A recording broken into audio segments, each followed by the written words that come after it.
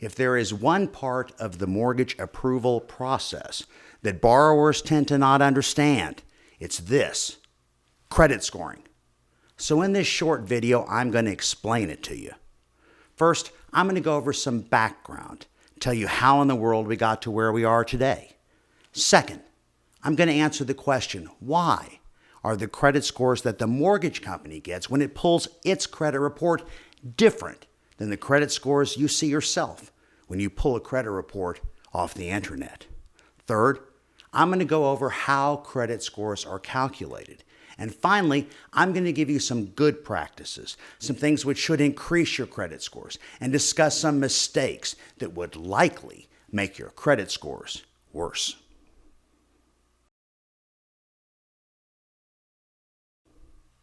The road to credit scoring began in the 1800s, when individual merchants that offered credit to their customers started keeping a list of people that did not pay their accounts.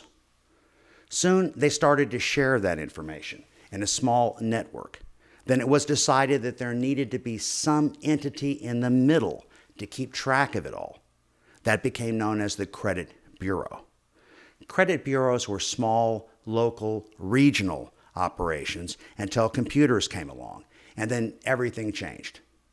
All of the small local credit bureaus went through a very long process of mergers, etc., until finally we ended up with the three national credit bureaus that we have today: Equifax, TransUnion, and Experian. Secondly, these computer tapes changed everything, because now the way the system operated was this: individual credit card companies, auto lenders, mortgage lenders, once a month and usually on the same day each month, would send one or more of these computer tapes to the credit bureau. These tapes contained current balance and current payment history information on every single account they had in their system. Now, with this much information, a computerized credit scoring system was possible. When the mortgage lender goes to qualify you for the loan, there are four main things that they're going to look at. They're going to look at your income, your payments, your savings, and your credit. Prior to credit scoring, these three things had a number associated with it, but this last one did not. The way the system worked was each individual mortgage company had its own credit grading system. The problem was the different systems produced different results, and mortgage loans were being underwritten to different credit standards. The answer to these problems was seen as credit scoring. There are many reasons the industry adopted a credit scoring system, but I'll give you two big ones. Number one, credit scoring treats everyone the same. When the computer goes to calculate your credit score, it knows nothing about your race, your sex, your age, your marital status. None of that information is considered in the credit scoring formula. Therefore, the result is considered to be unbiased. Secondly, having an accepted common standard for credit made it easier for the industry to package and resell your loan in the secondary market. When it came time to adopt a credit scoring system, the industry did not have to invent one. It just used one that was already out there and being used in the credit card industry. It was from the FICO company. What is FICO? The name FICO refers to the two people that formed the company.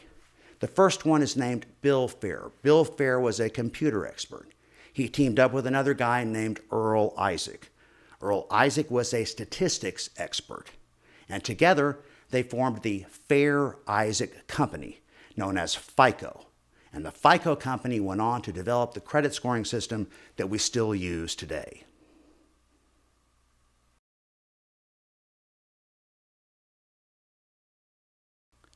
As a mortgage loan officer, one question I get asked all the time is this: why are the credit scores that the mortgage company gets when it pulls its credit report different than the credit scores that I see when I pull my own credit report off the internet?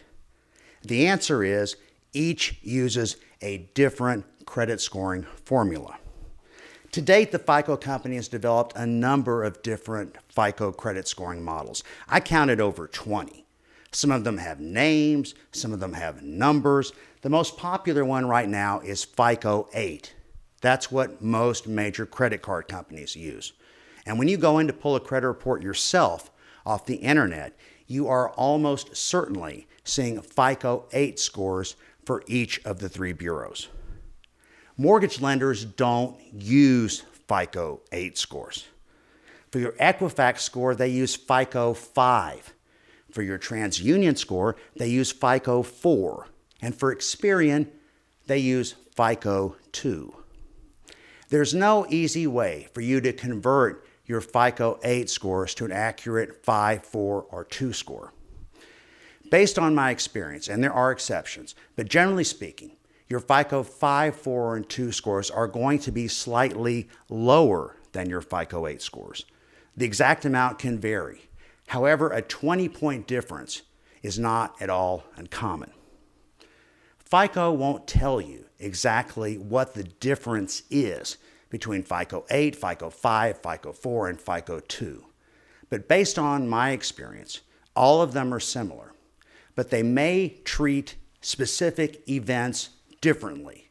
For example, if you made a late credit card payment this month, you may see that one FICO credit scoring model drops your score 30 points, but another one might drop your score 40 points, and a third FICO model might drop your score 50 points. These are the reasons that the credit scores the models produce are not the same.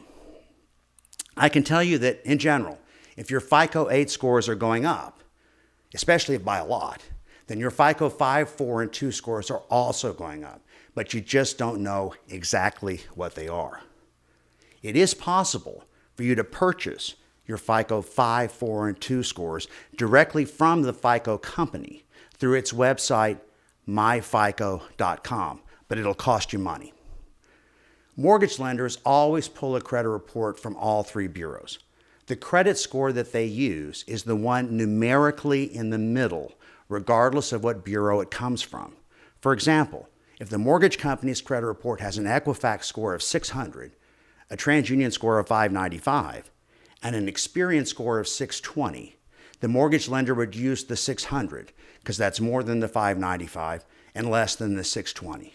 If you only have two credit scores, the mortgage lender is going to use the lower of them.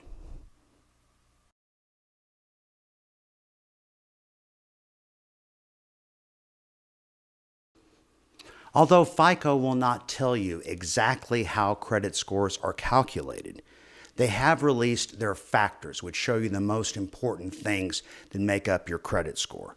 The most important one is your payment history, and this makes perfect sense because the whole goal of credit scoring is to try to predict how you will pay your bills in the future. So it makes sense that the most important thing is how you've paid your bills in the past. It's important to remember that recent information, good and bad, always has more of an effect on your credit score than older information. You've got to have a certain amount of credit history on your credit report to generate a score. And if something is not on your credit report, it doesn't affect your credit score. The next most important factor is so-called amounts owed. In my experience, this is mainly talking about the balances on your credit cards relative to the credit limit on each individual credit card. It works like this. If you owe more than about 30% of your credit limit on any credit card, they'll start taking a few points off. And the higher you go on your credit limit, the more they take off.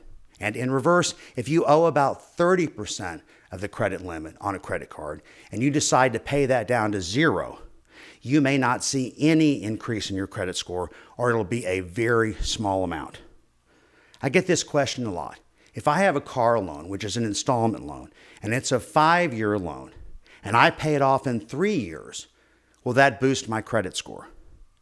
While there is absolutely nothing wrong with paying your car loan off early, in my experience, paying an installment loan off early will normally not increase your credit scores. Approximately 15% of the score is how long you've had your credit open. Let me tell you where this can be an issue. Let's say you have two things on your credit report. One is a credit card that you've had open for 30 days, and the other is a credit card you've had open for 10 years. If you close that credit card that's been open for 10 years, you can lower your credit score in this situation because you would be drastically reducing the average amount of time that your accounts have been open. About 10% of your credit score is the so-called credit mix. FICO wants you to have some installment credit like a car loan and also revolving credit, which is a credit card. If you don't have any recent active open revolving credit, FICO will oftentimes lower your credit score. About 10% of your score is so-called new credit. What this is referring to is the number of inquiries you've had on your credit report in the last 12 months. If you've had too many inquiries, FICO will start taking a few additional points off for each one, usually somewhere around 3 to 5 points. What's confusing is FICO doesn't tell you how many inquiries are too many. It's important to remember a couple of things. When you check your own credit report, it is not an inquiry. It never shows up, and it will never lower your credit score. And finally, FICO accounts for people that need to shop for a mortgage. The first mortgage lender that checks your credit report, that will be a hard inquiry, and that could lower your credit score a few points. But each additional mortgage lender that checks your credit within a 45-day period, each one of those inquiries should not lower your credit score.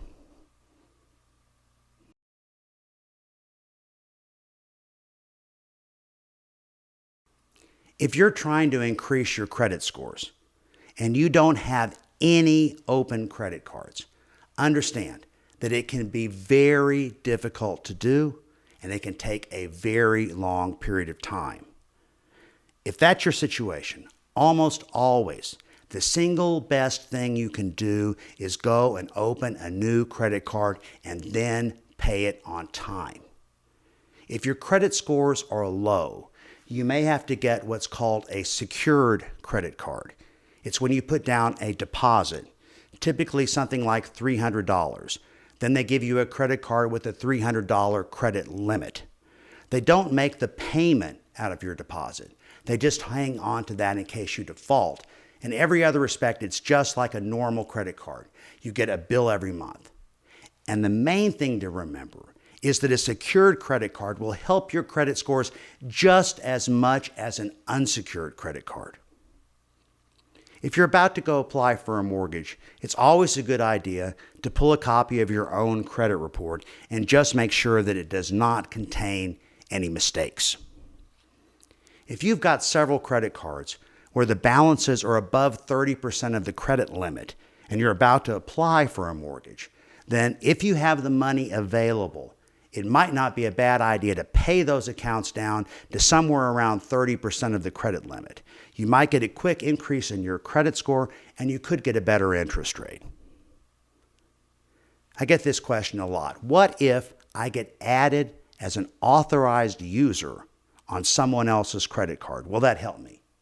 Well, it won't help you as much as if the credit card was in your own name, but it could help you if you are added to the right credit card. What is the right credit card? It's going to have 3 characteristics. It's going to be something that's been open a long time. It's going to be something that has an excellent payment history. And it's going to be something that has a balance that is somewhere around 30% of the credit limit or less. If you can get added to a card like that, then it might help you. If you get added as an authorized user on a credit card with a bad payment history or one that's maxed out, it can easily lower your credit score. If you have several small medical collections that are recent, something like $200, $300, then oftentimes if you call the collection agency on a small medical collection, they will agree to remove it if you pay it in full. And if you can get a negative item removed from your credit report, normally that will increase your credit scores. Don't open a new credit card to build your credit and then pay it late. If there's any question about you making the monthly payment on time, Set up an automated withdrawal to come out of your bank account to make sure that at least the minimum payment every month is paid on time so that card is not reported late. If you're going to need a mortgage sometime in the foreseeable future, don't pay cash for everything. Because if you've got nothing on your credit report, you are not going to have good credit scores. Don't think you can get good credit scores simply by paying off all of the old collections on your credit report and not opening new positive credit. The reason is, if you pay a collection, it is still a derogatory item. Yes, a paid collection is better than an unpaid collection, but if the only thing on your credit report are derogatory items, even if they're all paid, that's not going to get you a good credit score. The only way you're going to get a good credit score is to go open new positive credit and then pay it on time.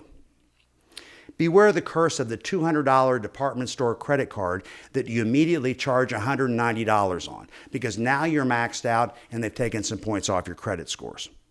If you've got multiple credit cards that are high on their credit limits and you're trying to increase your credit score as quickly as possible, then don't make the mistake of taking all of your money and paying one of those credit cards all the way down to zero and then leave the others maxed out. Normally, you're going to be better off to spread your money around and bring all of the balances relative to the credit limits down.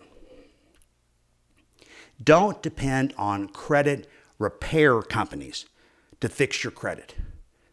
There is no one that can write a magic letter that will make bad credit that belongs to you and that can be verified disappear off your credit report. What the credit repair company is going to do is this. They're going to dispute large numbers of negative items on your credit report. When an item is in dispute, it is temporarily removed from your credit scoring. So naturally, if a bunch of bad stuff is pulled out of your credit scoring, the credit scores are going to go up. But as soon as the disputes are processed, the items are added back into your credit scoring and it goes back down to where it was before. Also understand this.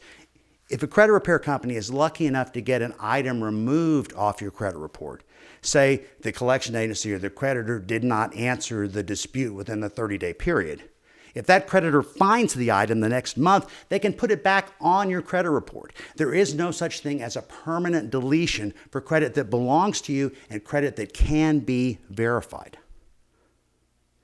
If you have a credit card and they offer you an increase in your credit limit, it will normally increase your credit scores to accept it. If you're building a house, understand that there is a long construction period. It may take 8-9 months. And during that time, the credit report that the lender has is going to expire and they're going to have to pull a new one.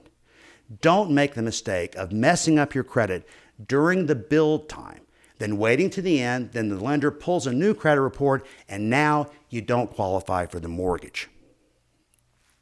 If you've got federal government guaranteed student loans, don't allow those accounts to go into collection. If you do, now you've got a federal government collection on your credit report and it is very difficult to be approved for a mortgage. The only way out, assuming you can't pay the loans off in full, is to get into a rehabilitation payment plan. You have to complete that plan before they will return those student loans to a positive status. And it takes about 9 months to complete a rehabilitation payment plan. And while that's going on, there's not much you can do as far as being approved for a mortgage. Finally, don't give up. Realize that credit scoring is something that you can control. Also, realize that the most important thing in credit scoring is what you do now, recent items. Bad stuff that happened to you in the past is not as important. And the more time that goes by, the less important it is. Thank you very much for listening. I hope I've taught you something. This is J. Mike Perkins.